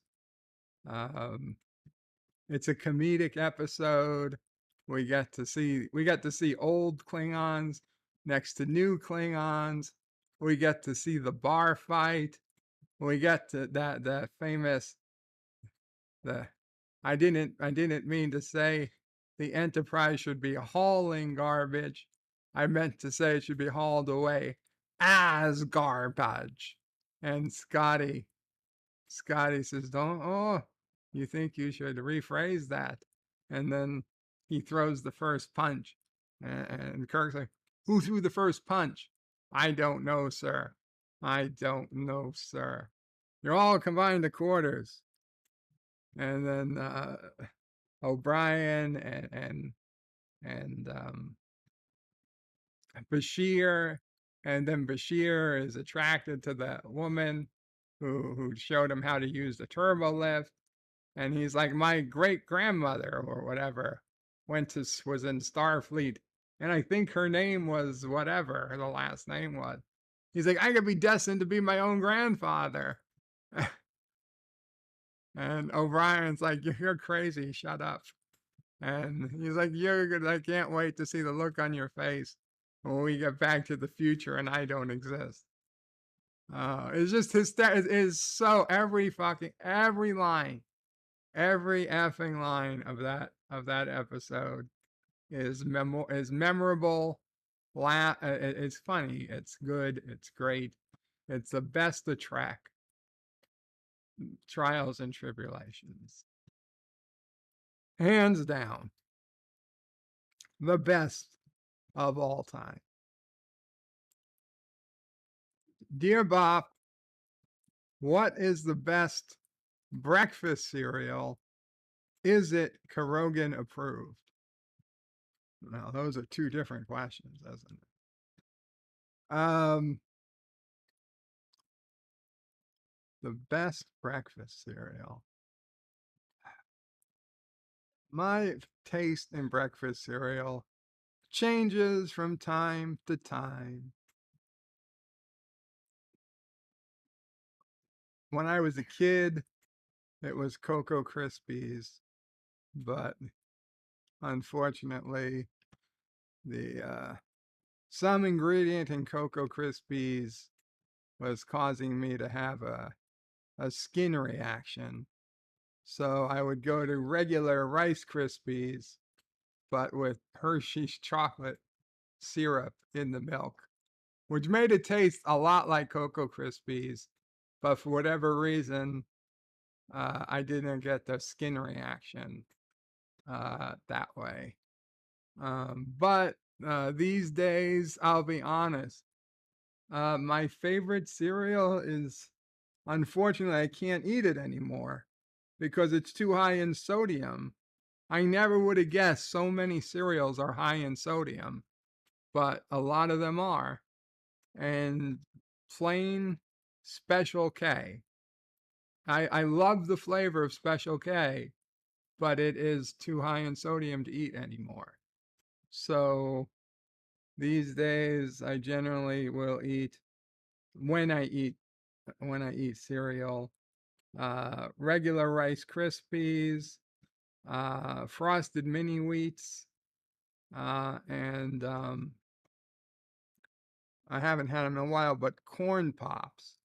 Cereals made out of corn are low in sodium, whereas cereals made out of other grains tend to be higher in sodium. Or rice. Rice is also low in sodium, as is Frosted Mini Wheats. But yeah, so I would say the best breakfast cereal, I know it's boring to most people, I'd say is Special K. Is it Kerogan approved? No, it's not. Too salty for Kerogan.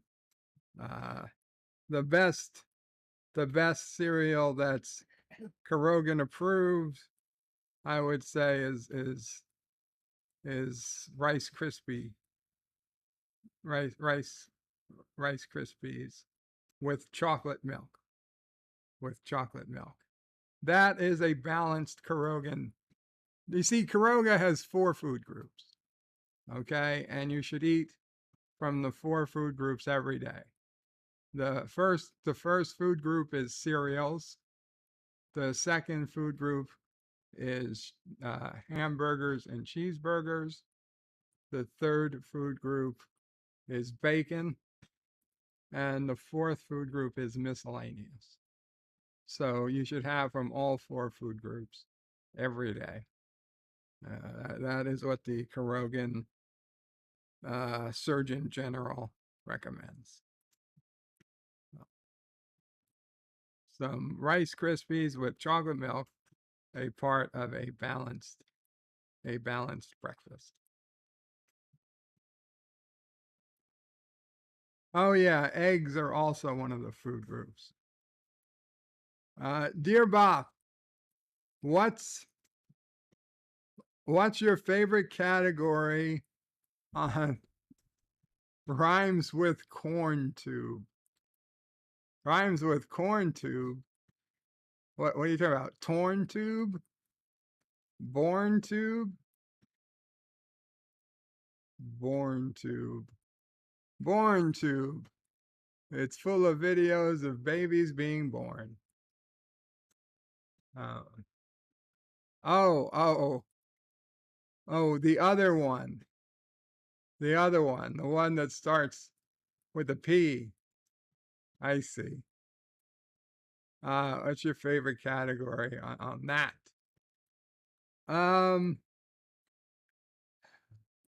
Gee, I wouldn't know what categories they have. But I would say it's probably lesbian, because I actually I'm actually a lesbian trapped in a man's body. So on YouTube or any place else where I've checked a box saying that I deserve diversity, I'm deserving of diversity, it's not because I'm disabled. Even if I was able-bodied, I am a lesbian in a man's body, and I like watching lesbian. So that's legit. That's legit. Dear Bob, fuck you, LDG. Does 1 + 1 always equal 2?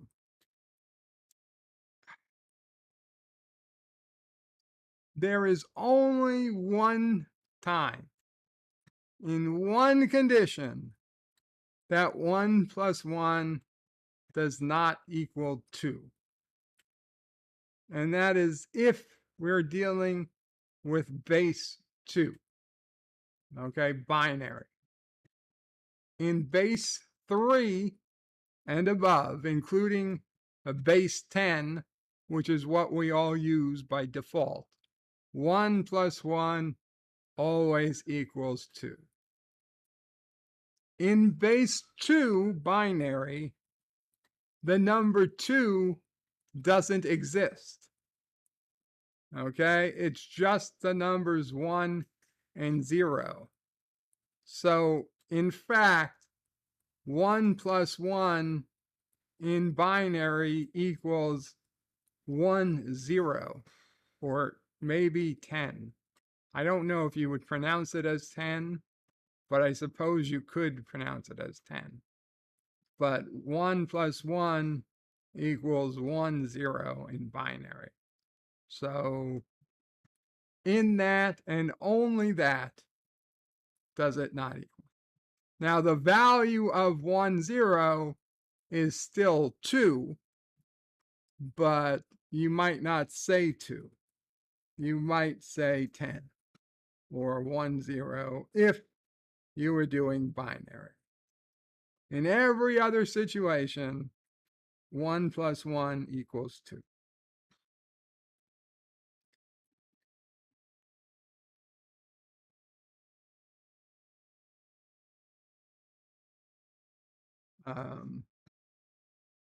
Todd Jenny says now it's all Fruit Loops. Oh, I did enjoy Fruit Loops. Actually, I enjoy fruity Cheerios better than Fruit Loops. I think Fruit Loops has too much sodium as well.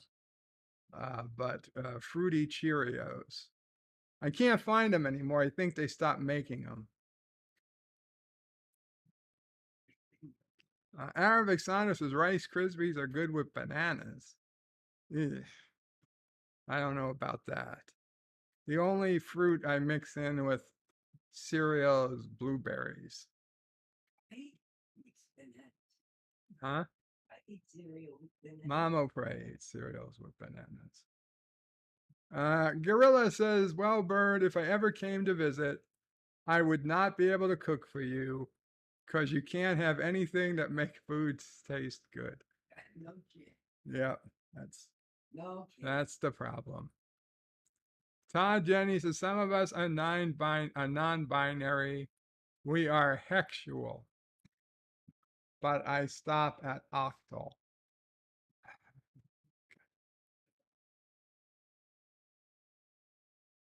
Dear Bob, screw you.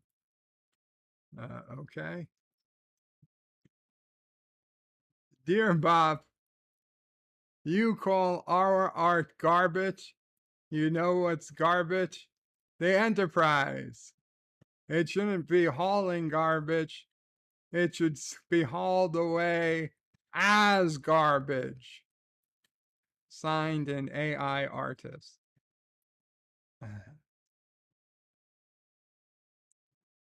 Dear Bob, my New Year's resolution is 3840 by 2160p. That is quite an impressive resolution.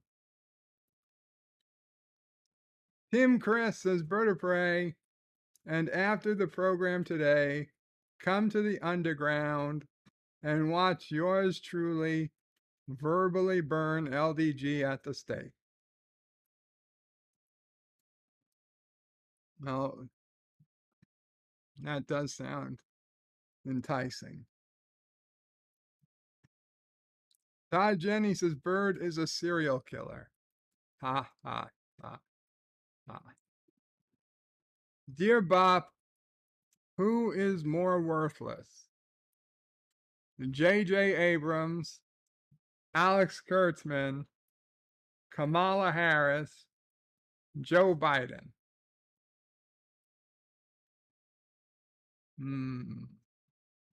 That is a tough one.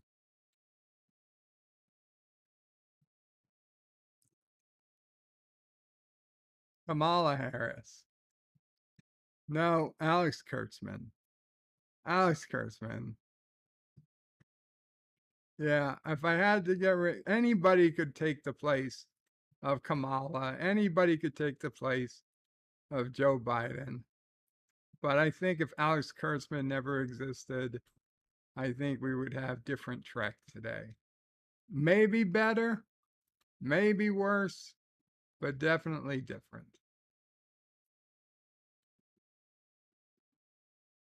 Dear Bob, sorry, Joe, you're going to hate this, but LDG is technically right. The same number coming out twice is not the same as the single chance of a number coming out by default. Sorry, I hate to agree with LDG, but he has a point, okay? I bet you LDG wrote this. Or whoever wrote this also doesn't understand probability. Because if you did, you would understand that the chance of a number coming out twice in a row is not changed.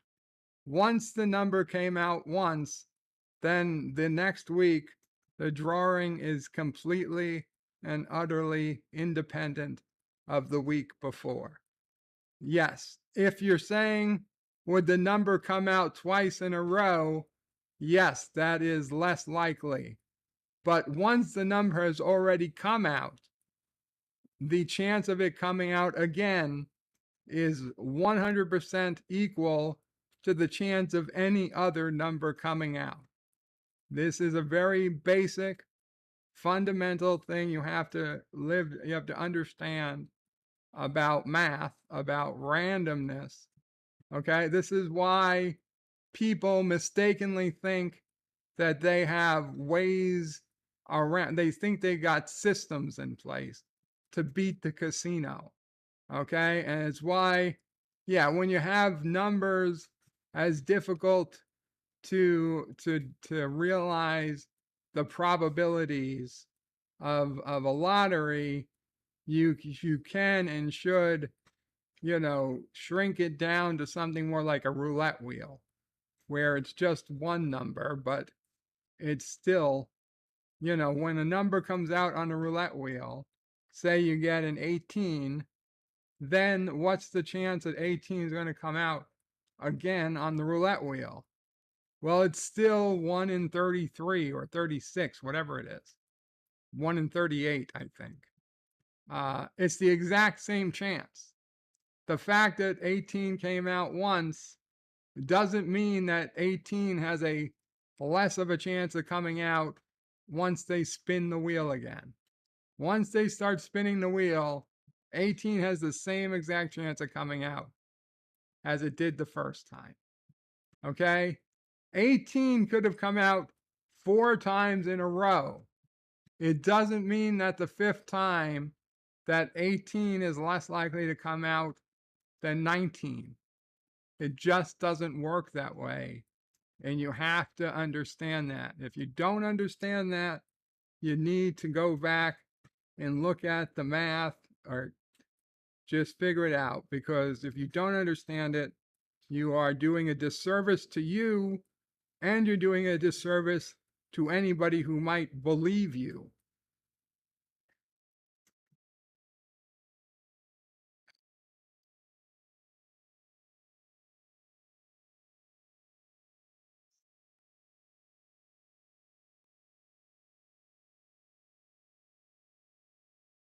Captain Fandom Nerd says to the Traveler, hello.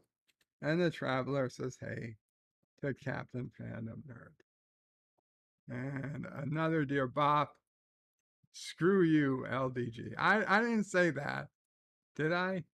Maybe I did. But if he wrote this, then yes, screw him, because that is not true. That's not true. I don't care who wrote it, they're wrong. I can confidently say it, and I am confident any math professional would back me up on that. Now, obviously, yeah, the chances of getting 2 in a row before you've spun the wheel is dramatically different. But again, the chance of getting, like if you're spinning a roulette wheel, the chance of spinning an 18 and then a 27 is exactly the same as the chance of spinning an 18 and an 18.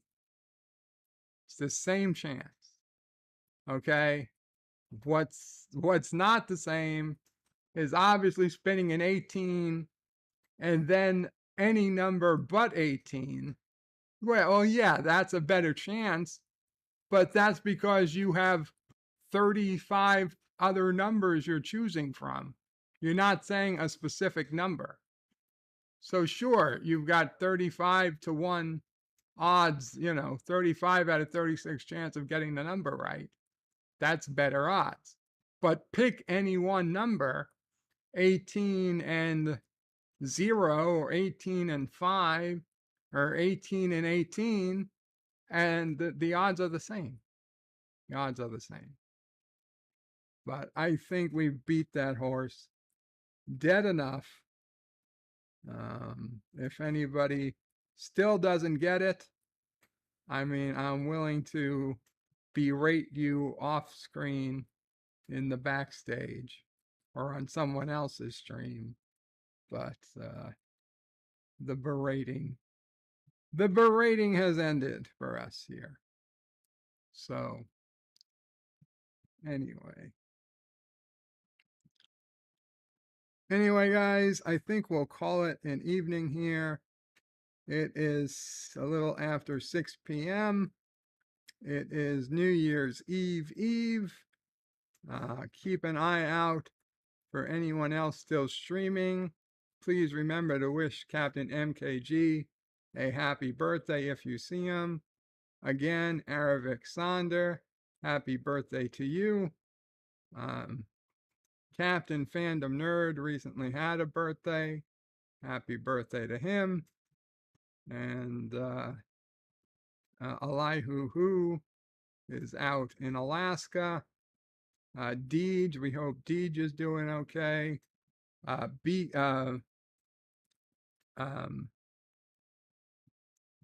Is it BK Dan? BK Dan, we hope you're doing okay. BK Dan is still in the hospital. We hope he's home soon. And best wishes for everybody to have a wonderful new year. And yeah, tomorrow, New Year's Eve, I know quite a few people will be streaming. We have Jepnerdy tomorrow evening. I'm going to try to be there for that. And I wish you guys all a wonderful New Year's Eve. I'm yelling Happy New Year to everyone. Mom O'Prey yelling Happy New Year to everyone. And Kapla all bird out.